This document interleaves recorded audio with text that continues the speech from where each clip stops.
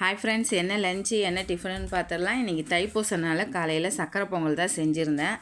சக்கரை பொங்கலுக்கு அரிசி கழுவி வச்சுருந்தேன். நல்லா வெந்தோடனே ஏலக்காவும் வெல்லமும் சேர்த்து ஒரு 10 நிமிஷம் சிம்லேயே வச்சுட்டு நெய்யும் முந்திரியும் போட்டு நல்லா வறுத்து சக்கரை பொங்கலில் சேர்த்துருங்க. ஃபஸ்ட்டு சாமிக்கு வச்சுட்டு காக்காக்கும் வச்சுட்டு அதுக்கப்புறம் பசங்களுக்கு போட்டு கொடுத்துட்டேன். இன்றைக்கி தனியா சாதமும் உருளைக்கிழங்கு ஃப்ரை தான்.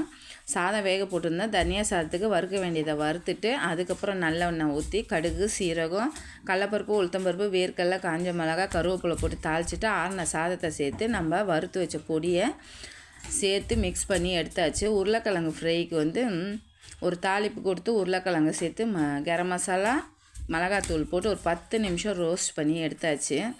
சூப்பராக தனியா சாதம், உருளைக்கிழங்கு வறுவல்.